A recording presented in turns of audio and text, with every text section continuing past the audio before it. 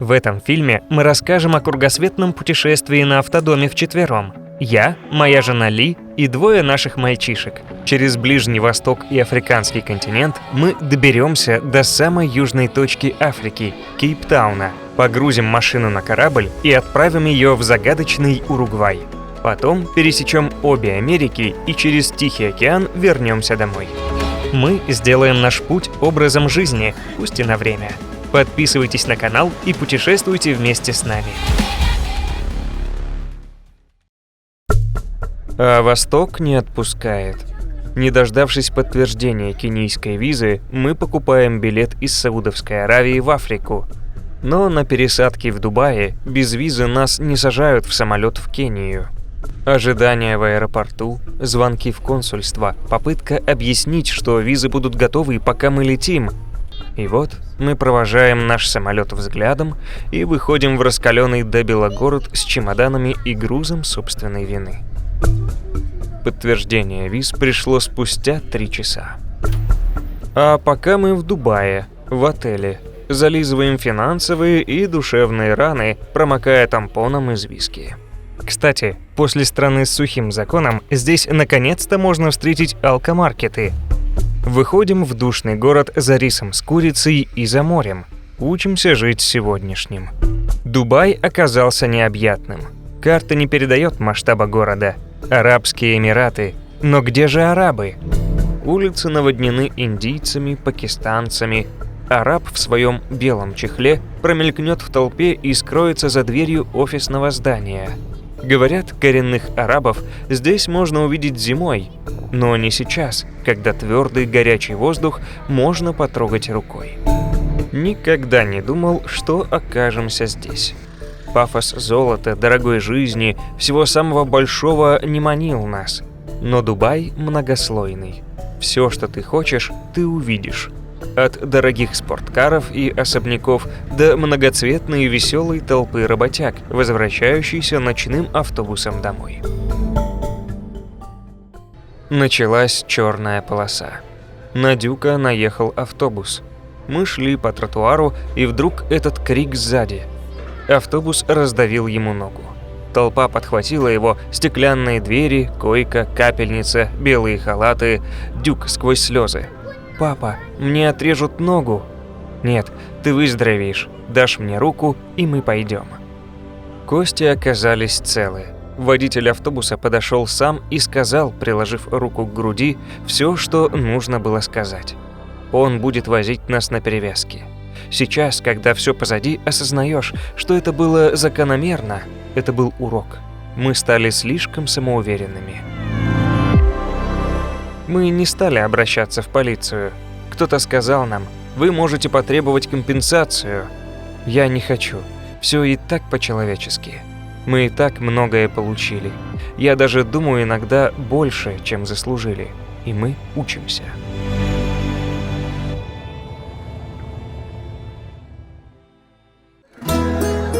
В Дубае мы увидели маленькую Индию. Смогли насладиться индийской уличной кухней, поесть руками с банановых листьев, посетить индуистский храм и послушать пение, чтобы отвлечься. Сложно сказать, насколько мы поняли этот город. Он не вызывал отторжения, но и не показался нам уютным. Удивились размаху инженерной мысли в урбанистике и финансовым возможностям шейхов. Пытались фантазировать, а если бы жить вон там, на 120 этаже? Купались на ночном пляже, катались на лодках на монорельсе. Видели ли город? Нет. Было сильное желание скорее вылезти из этой бетонной шкатулки в безлюдную тишину и прохладу дикой природы.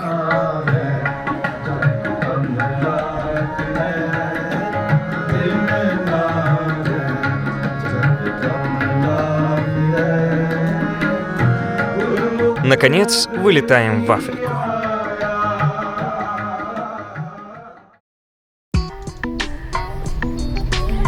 Бони, наш водитель. Бони. Джамбо. Акуна Матата? Вон, видите фавелы? Там живут бедные люди, сказал Бонни. Бедность. Но не это удивляет. Какая-то тревога на каменных лицах, не улыбающихся тебе даже, когда ты пытаешься раскрыть их своей улыбкой. Некоторая резкость в движениях. И неистовый протест, угроза в глазах, когда ты наводишь на них камеру. Нет, здесь снимать людей нельзя, здесь этого не любят. Я сел и стал наблюдать, принюхиваться. А еще на пути в Африку я уже на пересадке в Эфиопии почувствовал этот терпкий запах, отдаленно напоминающий благовоние Индии. Но это был не запах Индии, а что-то новое, чувственное и с кислинкой. И с сексом. Женщины с темно-медным отливом лиц, с уложенными рядами косичками вдоль головы, медленно и гордо бредущие белыми стопами ног, несли этот запах. Здесь неприступные заборы вдоль улиц, токовые провода поверх них, веет опасностью. Босоногие мальчишки, играющие в лужах, мужчины с темными лицами, внимательно следящие за тобой глазами, сидящие на корточках женщины у скворчащих маслом котелков. Мы в Момбасе, в Кении, в Африке. Вчера предприняли поход вдоль дороги в поиске еды. За каждым зарешоченным окном жилого сарая что-то продают. В закусочных прямо на земле на костре готовят суп из жил и суставов коров. По кругу лавочки, люди и запахи. Нет, мы будем готовить еду сами. Непонятная страна, неизведанная культура, неходячий дюк. Новость из Джидды. Наши машины не прошли таможню и остались в порту, а корабль ушел. Но почему? Халатность, непредвиденные обстоятельства. Гнездо придет в Кению лишь через месяц. Хаотично снующие тук-туки наполняют своим стуком воздух. Переполненные маршрутные автобусы с висящими из дверей худыми спинами пассажиров. Но в центре города все иначе. Появляется колониальная архитектура. Свежий ветер с моря окутывает, дает прохладу. Отовсюду слышны резкие крики зазывал водителей. Везде движение, суета, так разительно контрастирующая с сонным Востоком. Мы даже соскучились по такому. По дороге в старый город, в клинике, нам дают кресла на колесах, за так. В музей пускают за полцены, как своих кенийцев. И, о чудо, я замечаю улыбки на лицах людей в ответ на свою. «Джамба, Джамба! Привет! Как дела? Акуна Матата!» What is Jambo? Jambo is a greeting. В старом городе мы посещаем португальский форт с больницами и пушками. Он передает атмосферу завоеваний прошлого, великих открытий, пиратов времен Васко да Гама. Были же времена, жестокие, но наполненные стремлениями. Как кто-то сказал, человеческое существование потеряло смысл, как только все было открыто на Земле. Вектор движения человечества потерял направление.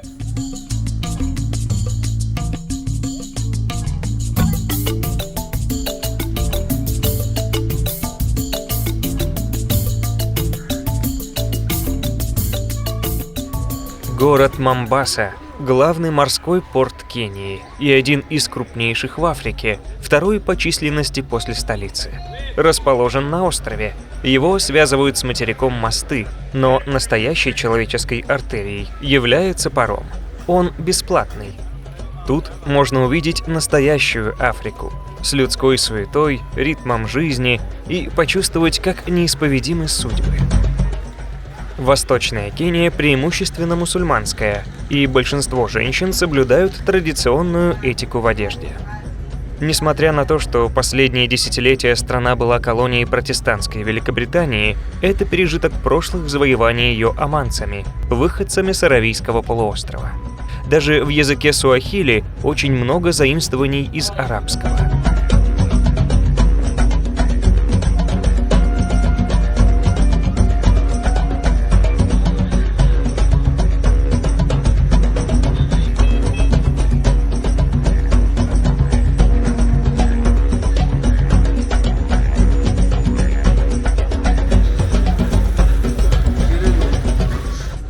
Переезжаем на один из лучших пляжей Кении – Диана-Бич.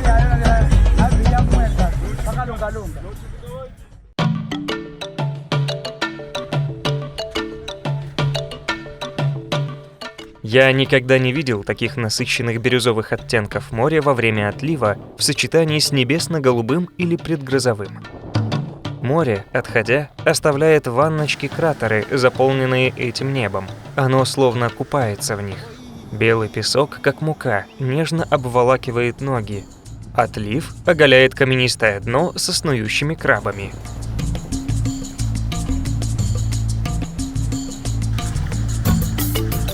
Здесь много европейцев. Кто-то отдыхает, кто-то живет в купленном домике под пальмой. По их душу по пляжу гуляют разнаряженные масаи, местная кочевая народность, предлагая фенечки и прочие украшения, и совсем даже не назойливо. И, конечно, продавцы кокосов, добытых здесь же в 10 метрах от береговой линии. Теперь мы не представляем, как сесть на пляже в предзакатное время без кокоса в руках. Эх, жаль, что сам закат с другой стороны Африки. Но иначе мы бы спились кокосом.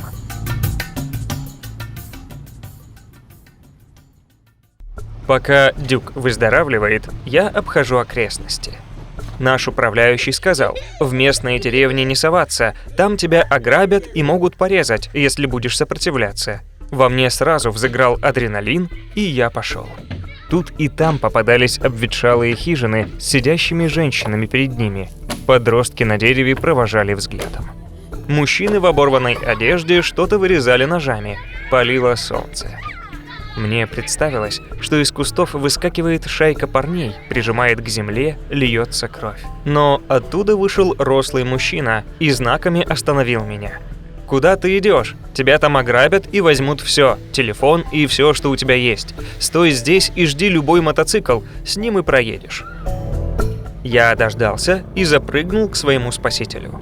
Ура! Здравый рассудок победил подростковое желание геройствовать. Я смог победить своего самого сильного соперника, победить себя.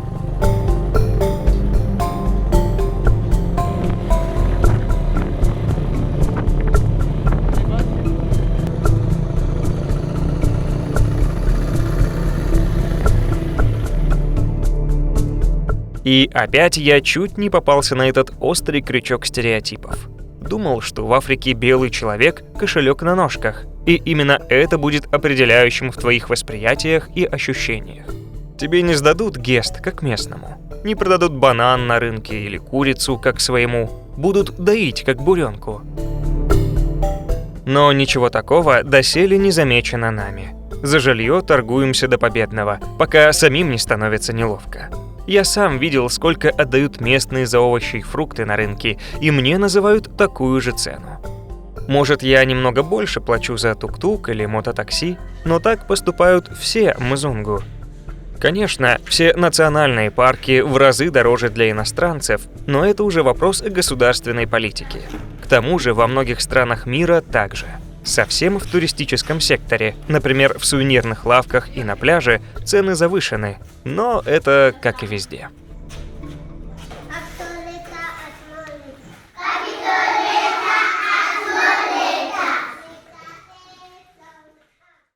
Мы располагаемся одни во всей бунгало-гостинице.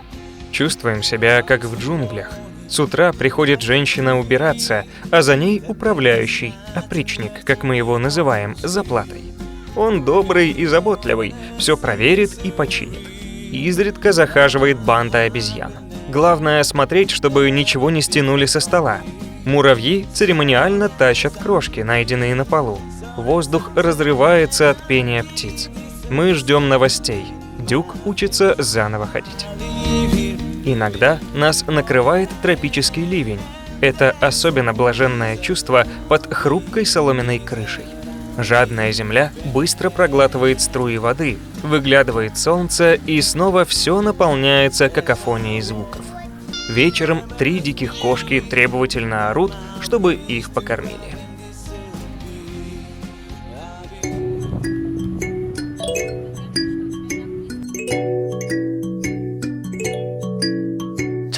Прошлой ночью судно «Капиала» отправилось в Дубай. На борту в одной из стальных коробок уютно расположились 2 машинки, уставшие от ожидания.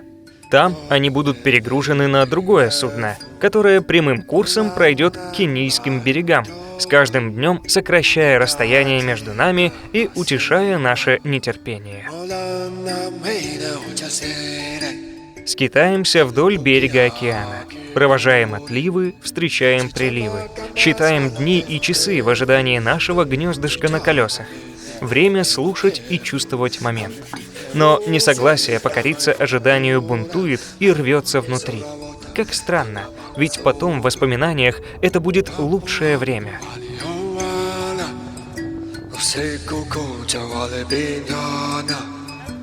Мы подозреваем у себя малярию, но оказывается акклиматизация. Хлопаем ночью бесшумных и шустрых комаров, которые как-то просачиваются через москитные сетки. Они несут в себе самую опасную до изобретения хинина инфекцию – малярию. Но и теперь, хотя риск смертности снизился, от нее все равно страдает вся Африка.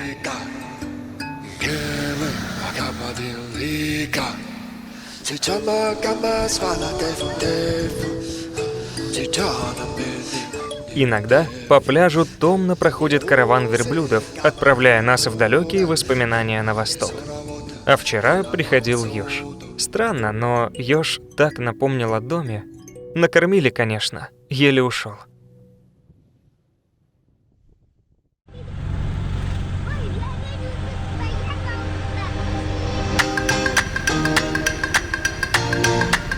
Сменяя повозки, мы удаляемся от чудесного пляжа Диана на север Кении, потому что единственное постоянство в жизни – это перемены. Сегодня пришла очередная неприятная новость. Наш контейнер не был загружен в Дубае на следующее судно. Формальное объяснение – не влез, корабль полон. Было столько времени зафрахтовать. Или это лотерея, повезет, не повезет. Мысли путаются в голове. Почему-то в Кении всех детей стригут коротко, поэтому зачастую сложно отличить мальчика от девочки. А еще прочитал где-то. В Кении президента избирают на 5 лет, и через 5 лет он реально сменяется. Представляете? Странные люди.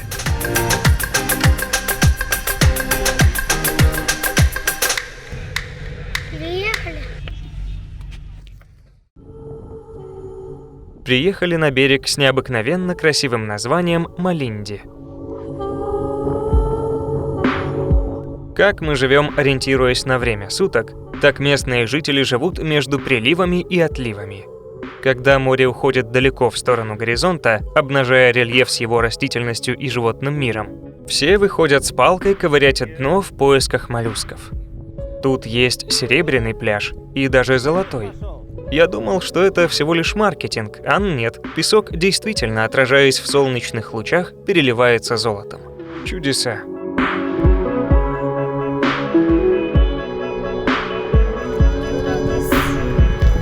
Is fish?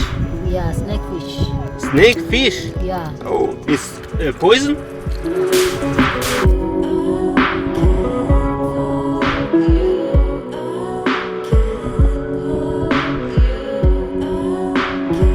А вообще, мы видим огромное отличие от нас. Умение отдыхать и забывать о повседневном. С удовольствием наблюдаем, как рыбаки душевно толкают лодку, готовясь к ночной рыбалке, как одетые в цветастые тетушки несут неподъемную корзину или охапку дров на голове, подшучивая друг над другом. Или сидят они на берегу, плетут бисер и отдаются громкому заливистому смеху. Они поглощены своими веселыми занятиями, словно забывая о насущных проблемах.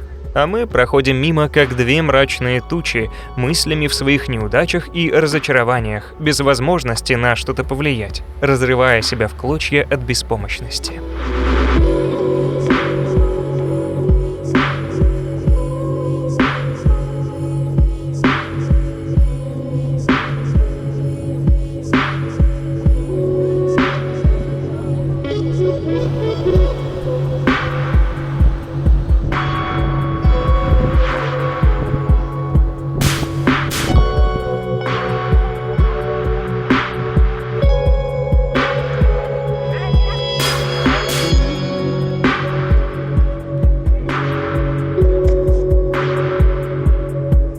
Дружные компании молодых людей часами могут кувыркаться на пляже, плескаться в воде, гулять по берегу за руку или играть в футбол. Можно много говорить о молодежной субкультуре, подчеркнутой триколором эфиопского флага на вязаных шапках-растаманках и семилистником на футболках. Но это, наверное, как и везде, как и у нас. Люди эти доброжелательные и беззаботные. А еще мне показалось, что люди несут в себе какую-то особенную гордость, невысокомерную. Даже плохо одетые попрошайки или бедняки, толкающие перед собой ржавый велосипед.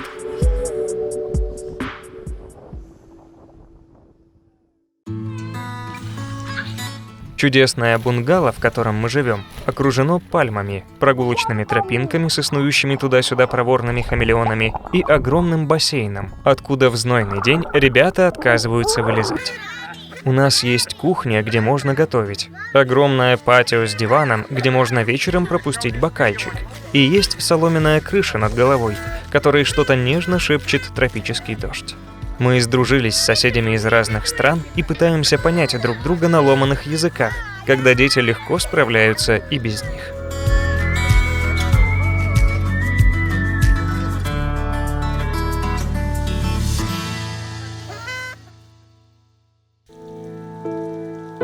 Тропический ливень, промокшие крылья, продрогшие крылья отбыли бессилия. Вода протекает сквозь хрупкую крышу. Ты слышишь меня? А ты меня слышишь? Тропический ливень когда-то любили, но крайне тяжелым сделал он крылья. И капли нещадно проходят сквозь крышу. И вряд ли кого-то здесь кто-то услышит.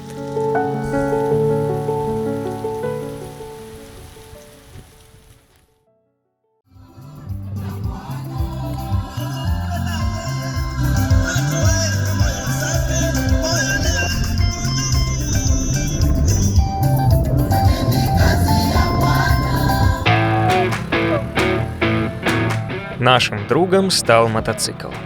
Появление моца дало нам свободу, такую желанную в отсутствии автодома. Целыми днями мы обкатываем с Дюком побережье, ловя ветер в лицо, и даже один раз поместились вчетвером, чтобы съездить на соседний пляж за закатом. А какое счастье гонять его по морскому песку, по кромке набегающей волны. Арендовать его оказалось проще простого. Подходишь к таксующему мотоциклисту и говоришь: «Мне нужна твоя...» «Нет, дай, пожалуйста, твой байк». И тебе с радостью дают на любой срок, причем без залога и прочих формальностей, на доверие. Конечно, если какой-нибудь инцидент, придется платить, но это по чесноку. Среди мотопродукции в основном один хлам, но нам удалось найти новенького китайца. Он старается и как может, компенсируя нам нехватку нашего автодома. Дюка научили, как добывать из-под песка моллюсков.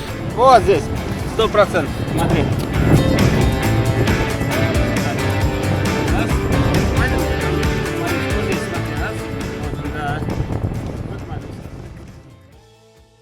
В следующей серии. Нужно ли давать деньги бедным? Идем искать бегемотов, что кушают и пьют местные. Переезжаем на самый красивый пляж Кении, размышляя, зачем путешествовать с детьми. Посылка получена, и мы мчим по саванне в поисках настоящей дикой Африки, носорогов, жирафов и слонов. Путешествуйте с нами, подписывайтесь на наш канал и ставьте лайки.